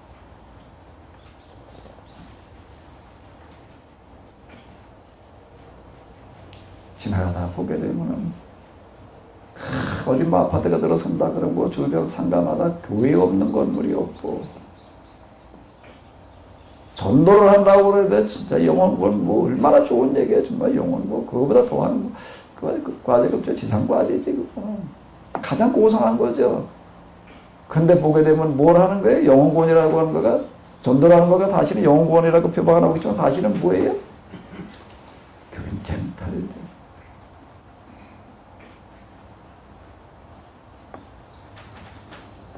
저희 그 있는 지역에도 이제 어떤 사람 하나 주시면 아주 그 사람 하나 전도하느라고요. 제가요 아주 정말 발품 많이 팔았어요. 정말 발품 많이 팔았어요. 겨우 이제 교회 한 번만 나오기 시작을 하는 거예요. 어느 날 가봤더니 없어. 어디 갔냐? 이렇게 교회를 갔대. 안 왔는데 어딜 갔지? 순복음교회에서 데리고 갔어. 거기 가다 보니까 거기다 무슨 순복음교회가 붙어있더라고. 그 다음에 어떻게 해서 거길 갔냐? 그랬더니 어떤 사람이 와가지고서 교회를 다닌다고 그러니까 뭐라고 어느 교회 나가느냐? 여기 동네에 있는 뭐 아무개 교회 나간다.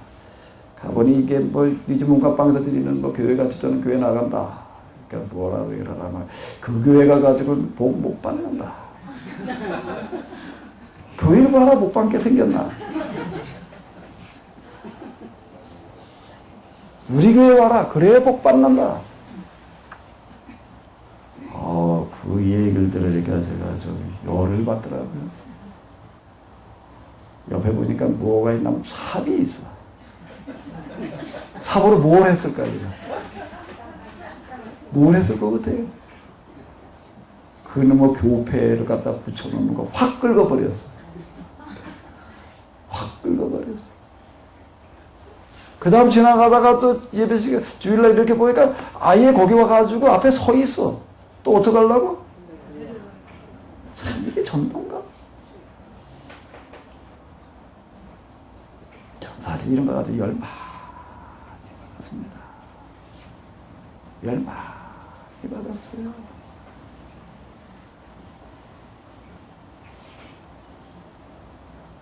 일 년 동안 이제 쭉 전도를 해서 이제 몇 명 좀 되더라고요. 그게 이제 아직 전도사니까 세리를 줄 수는 없고, 감리사님 이제 제 감리교는 구역회를 해요. 감리사님 오셔서 구역회도 해주시고, 저 세리도 좀 주십시오.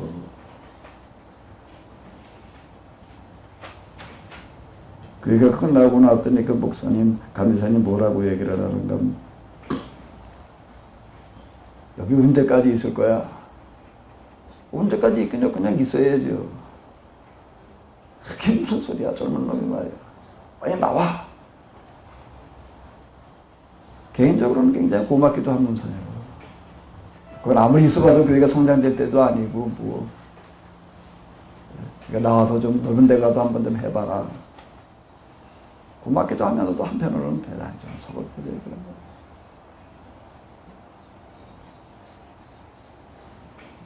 난 무엇 고집했나면 평생 그냥 교회 한 명이라고 하더라도 내가 있어야 될 이유가 있지. 나중에 가서 헷갈려. 이러기는 내가 잘못인가? 나 문제를 찾아나가는 사람인가? 사람이 잘못인가? 아직 교인이 하나가 없다라고 하더라도 거기에 아직 그래도 구원시켜야 될 사람들이 있다라고 한다면 여기에 그래도 교회가 있고 목사가 있어야 될 이유가 있지. 정확하게 이것과의 싸움이었어요. 근데 어딜 둘러봐도 도대체가 뭐 좀 목사가 좀 그래야 된다라고 얘기하는 사람 없어요. 그러다 보니까 저는 어떻게 되는가 하면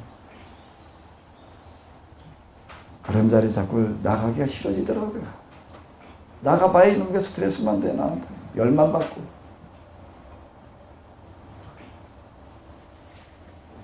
참, 그러고 지냈어. 어디 가서 이런 걸 누구한테 말해봐야 병신인데 이게 딱 좋고. 이런 소리가 뭐지? 병신. 이런 소리도 헐려면 어때야지 하는가 하면 교회가 좀 큰 다음에 이런 소리를 해야지. 이게 뭐 교회 고치도 않은 교회 뭐 교인 없는 목회를 하면서 이런 소리가 앉았으면 이게 뭐 자기 변명처럼 밖에는 안 통하고.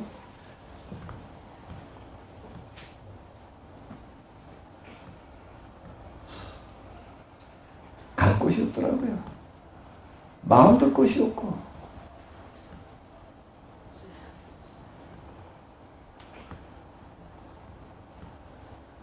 기도하다 보면 나도 모르게 눈물 쏟아져. 도대체 하나님 목회라는 게 뭐 어떻게 되는 겁니까? 뭐가 목회입니까?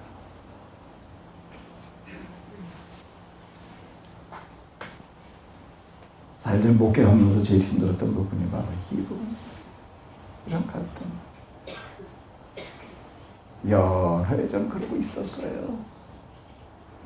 지나가다가도 보게 되면 아파도 제가 있던 이 주변에 또 무슨 산본, 뭐 평촌, 무슨 저 동수원, 또 분당, 뭐 가는 곳곳마다 다 그냥 아파트 단지들이 참 들었을 때인데 그냥 뭐 아파트 단지 들었을 때다 그럼 일부 어떤 사람 보게 되면 가서 마주부터 꽂아놔 그냥 아예 현수 밖으로 걸어놓더라고요.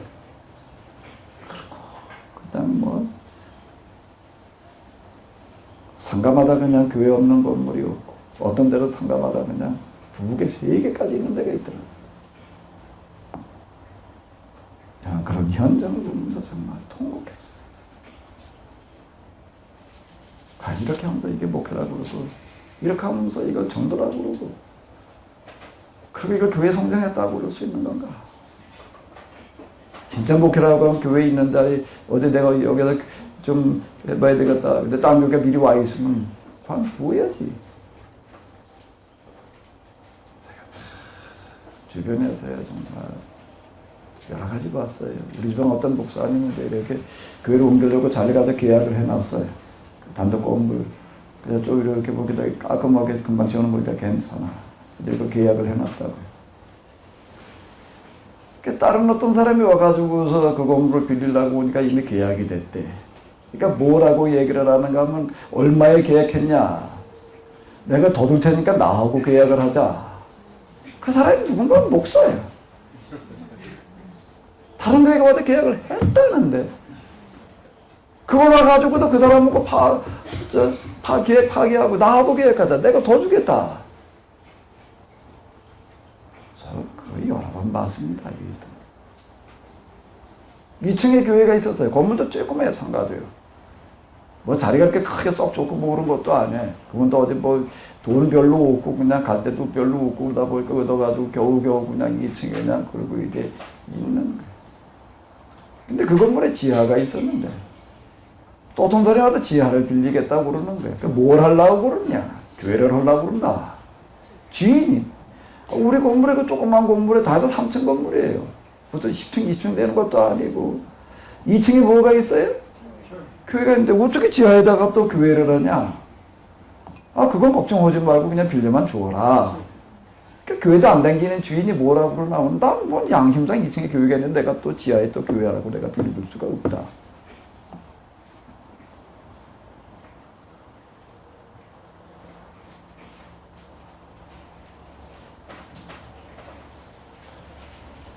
주변에서 이 비슷한 걸 많이 봤어요. 뭐 교인 빼가는 거 빼가는 거 좀 좋은 말로 스카우트 해가는 거지.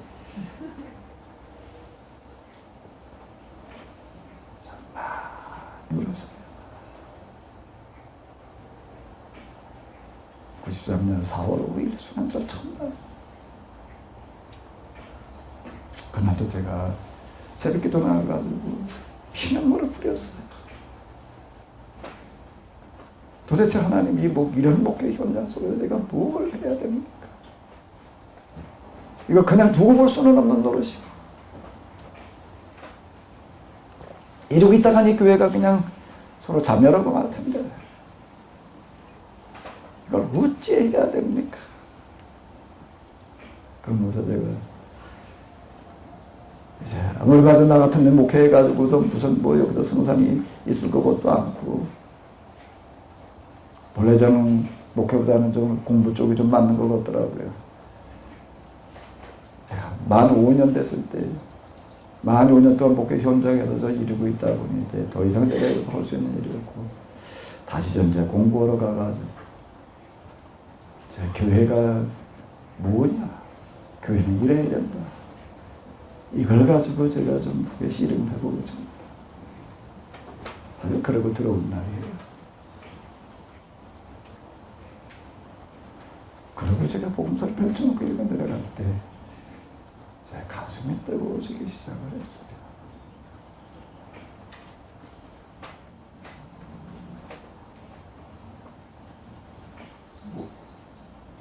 모세의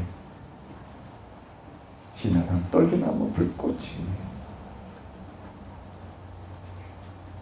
제가 이런 과정을 겪고 나른 다음에는 다시 보여요. 뭐가요? 모세가 그 시내산 거기에 와보니 그 미디안 사람들이 뭐라고 부르고 있는가 하면 여기가 하나님의 산이다. 하나님이 계신 곳이다. 그 모세는 40여 년 양을 데리고 이 산 계속에 와가지고 산을 바라다 보면서 그 산과 늘 잠은 자다 했다는 얘기예요. 전 무슨 성경에 은폐함수 암시 방식 기록되어져 있다 이런 거를 익혀가지고 이걸 해보려고 그런 게 아니고 무슨 인과 이걸 어쩌고 저쩌고 이런 얘기. 그걸 먼저 해석법을 해석학을 공부를 해가지고 조건에 들어간 게 아니라 제가 이런 과정을 거치고 난 다음에 성경으로 돌아와서 성경을 들여다보니까 뭐가 와닿기 시작하냐면 그 사람들의 가슴이 와닿는 이 사람들이 이 일이 있기까지 얼마나 많은 갈등과 고민, 좌절,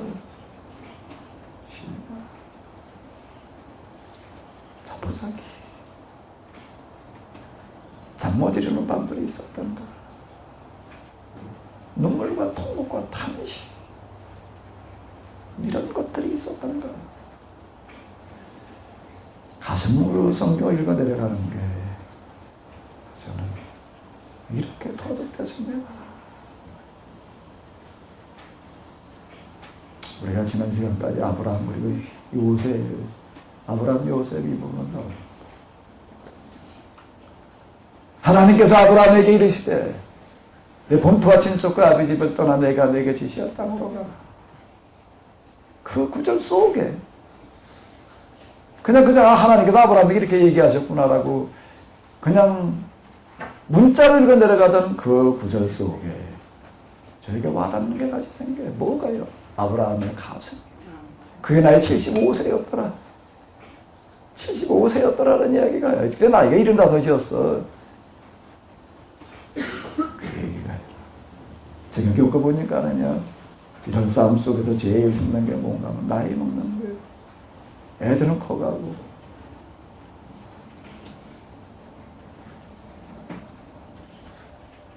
애들은 커가고 제가 아주 절망스럽게 저에게 다가왔던 우리 집사람하고도 막 이런 거 참 다투고 말씨름하고 나이를 좀 먹어가고 애들이 좀 커가니까 어느 날 우리 집사람이 뭐라고 얘기를 하면 저는 어떡하다 애를 낳다 보니까 하나는 딸이고 하나는 여자예요.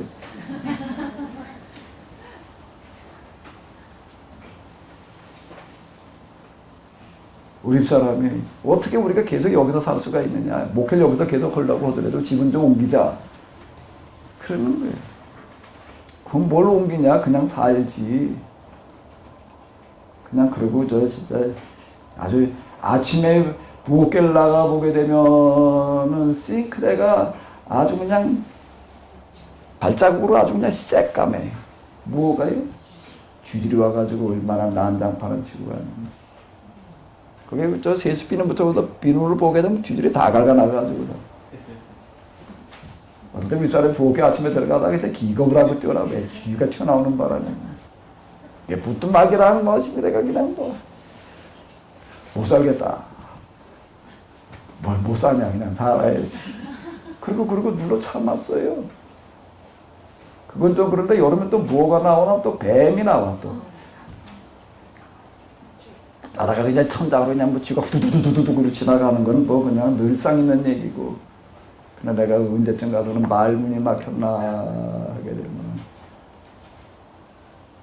우리 사람이 그런 게 애들이 이제 커가지고 애들이 이제 생리할 때가 돼가는데 아니 화장실이 있어야 가서 얘들이 이게 처리를 하지. 그 우리 화장실이 무슨 날 있었어요. 무슨 화장실이요? 푸셋이 한참 돌아가지고 그러고 나네. 비 오는 날 화장실 가려면요 나도 힘들어. 그 비 다 맞고 가야 돼. 내가 우리 사람이 그 말 하는데 내가 할 말이 없더라.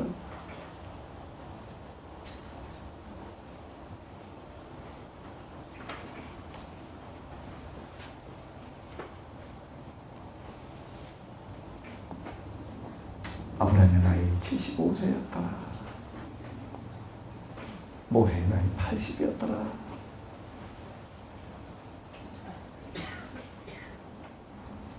그 75세, 80이라는 걸 읽어 내려가면서요. 저는 거기에서 뭐가 내 가슴 속으로 느껴지는가 하게 되면 아브라함과 모세가 걸렸다. 탄식했다. 통곡했다.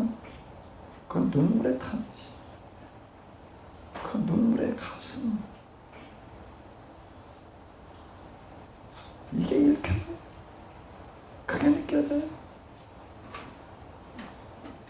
아브라함, 모세뿐만 아니라 이언서들만 내려가는 것도 마찬가지고요. 저는 신명기 세미나 나오셨던 분은 들었던 삼손이라고 하는 거가요. 제가 삼손을 그렇게 해석해 나갈 수 있다면 무슨 해석법을 가지고 접근해 들어간 게 아니에요.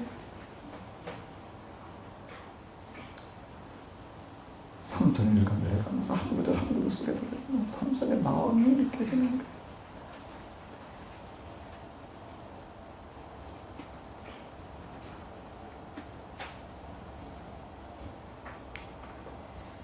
여기 지금 3장 7절에 남내국에서 내 백성이 얼마나 고통당하고 있는지를 분명히 보았다. 이 얘기는 하나님께서 보셨다는 이야기지만 누가 봤다는 얘기가 되는 거죠. 모세는 여기 미디안 광야의 그 열악한 환경 속에서 그 열악한 환경 속에서 자신의 무슨 처지 형편 뭐 어쩌고 저쩌고 뭐 이런 걸 떠나가지고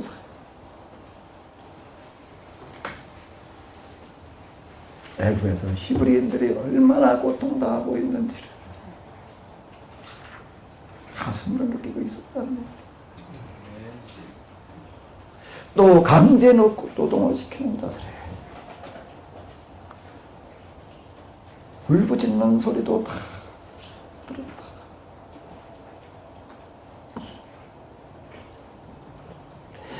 미디안 광야에 가보니까 무슨 양떼를 몰고 다니고 그렇게 무슨 수백 마리 수천 마리 몰고 다닐 수 있는 그런 광야가 아니에요. 그저 많아봐야 그저 30-40마리 40-50마리 뭐 그렇게 많은 양떼들이 뜯어먹을 풀이 없으니까 양 몇 마리 끌고 나가가지고서 양은 돌보고 있는 모세의 귀 속에서는 계속 들려오는 거예요. 뭐가요? 지금 이 순간에도 강조의 노동에 시작이면서 채찍이 얻어맞으면서 신음하고 고통스럽게 불타나 죽어가고 있는 사람들을 울부짖음에 들어오고 있습니다. 그들이 지금 얼마나 힘들고 얼마나 어렵게 지금 살아가고 있는지 그들의 고통이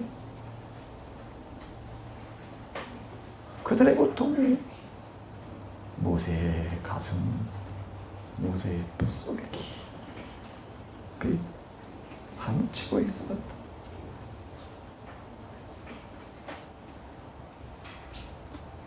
이제 내가 내려가리라. 내가 내 백성을 내국 사람의 손아귀에서 빼내리라. 내가 그들을 아름답고 젖과 꿀이 흐르는 땅, 그 땅으로 내가 데려가리라. 이스라엘 사람들이 얼마나 고통스러워 부르짖는 소리가 내 귀까지 들리고 애굽 사람들이 그들을 개취받아 따르는 모습도 내가 봤다. 이제 내가 너를 나에게 보낸다. 내가 내 백성 이스라엘 사람들을 애굽에서 이끌어내어 가나안으로 이끌고 가리라. 네가 끌어내라. 네가 해라.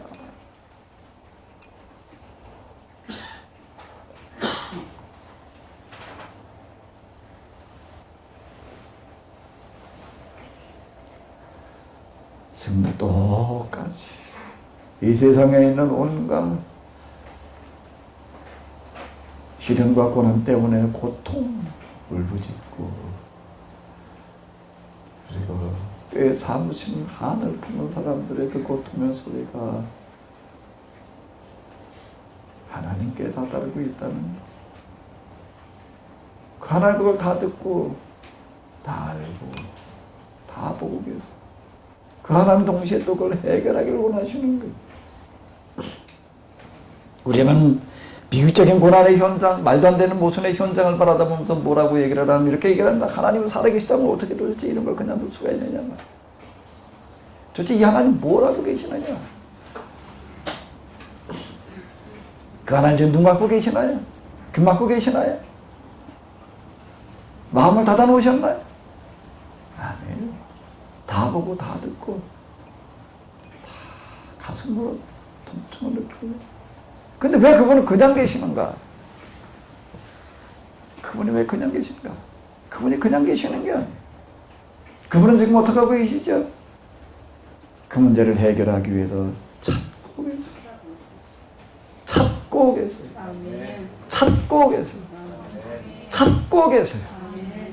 찾고 계세요. 무고를 그 고통을 그 아픔의 현장을 똑같이 하나님과 같은 비중으로 가슴으로 느끼고 있는 사람을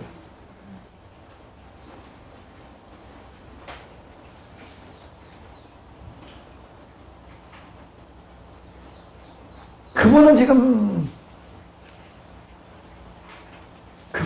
찾고 이제 내가 너를 보내겠다. 내가 가서 이끌어내라. 여기에 보게 되면 일치가 일어나는 거예요. 무슨 일치요? 관심의 일치예요. 가슴의 일치. 이제 그게 조금 있다가 이제 우리가 출애굽 사건이 이제 가서 모세가 이제 지팡이를 가지고 하는 어떤 그런 이야기를 이제 우리가 이렇게 보게 될 거예요. 여기에 이 일치, 가슴의 일치, 관심의 일치는 방법의 일치, 그리고 더 나가서 이제 무슨 일치가 일어나는가 하게 되면은 신분의 일치가 일어나는 것을 볼 수가 있어요. 내가 너를 바로에게 신과 같은 존재가 되게 하리라. 신적인 존재가 하리라. 신적인 존재가 되게 하리라. 시내산 기업법의 현장에 가서 이렇게 보게 되면 우리는 하나님께서 돌파는 자가 십계명을 써주셨다고 이렇게 알고 있어요. 근데 그 구절 우리가 다세지리다 보게 되면 하나님께서 쓰셨다는 이야기가 또 무슨 이야기가 같이 병행해 나오는가 하면 누가 썼다고요? 누가 썼다고요? 모세가 썼다는 겁니다. 네가 써라. 네가 써가지고 가라. 예언자들에게 하시는 얘기는 뭔 얘기를 하시는가 하게 되면 네가 말하는 대로 하리라. 신분과 자격의 일치까지 나아가고 있는 것을 볼 수가 있습니다. 네가 가서 내 말을 전해라. 그래서 이 사람들은 뭐라고 외치는가 하면 여호와께서 가라사 하리라고. 이건 내가 한 말이 아니다. 그건 여호와께서 하시는 말씀이다. 신분과 자격, 실천의 일치까지 나아가는 것을 볼 수가 있습니다.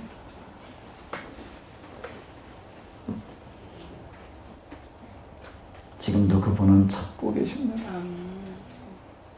뭐를요? 하나님과 같은 가슴앓이를 하고 있는 사람. 그분은 지금도 찾고 계십니다. 뭐를요?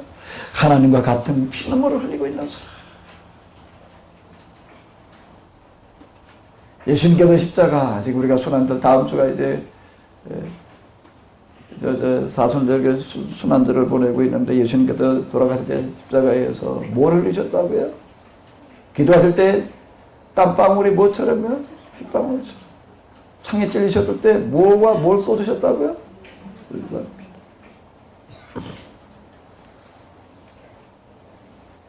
정말 가슴으로 피눈물을 흘리는 사람,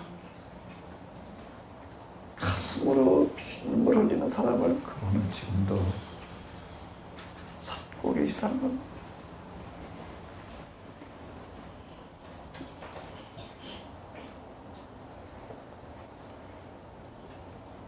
그래도 우리가 예수님을 경험을 하고 그 은혜에게도 감격해서 또 사명감을 느끼고 신학교를 가고 목회자가 되고 사모가 되고 그렇지 않다라고 하더라도 그래도 정말 교회에서 정말 우리가 헌신적으로 노력을 해서 집사가 되고 권사가 되고 장로가 되고 여러 가지 직책을 받아가지고 여기까지 왔는데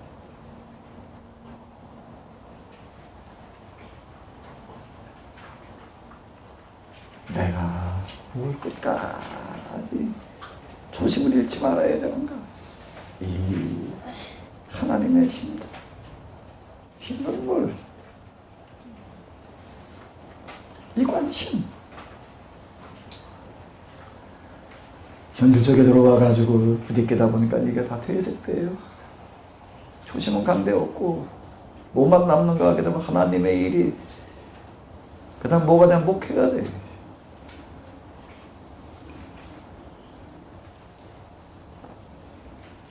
목회자가 목회를 위해서 있는 건지 목회가 목회자를 위해서 있는 건지 더 나아가게 되면 하나님 목회를 위해서 계시는 건지 목회가 하나님 위해서 계시는 건지 이게 같이 역전이 일어나 버려요.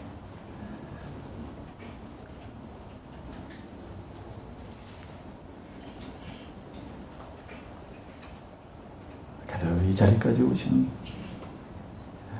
이 자리에 앉아있는 우리 모두에게는 이 음성이 회복되어야 될 줄로 믿습니다. 노래 같이 읽어보시자고요. 그래서 이제 내가 너를 바로에게 내가 내 백성 이스라엘 사람들을 되기 위해서 이끌어. 이 시간 우리가 지금 통성으로 기도하는 시간입니다.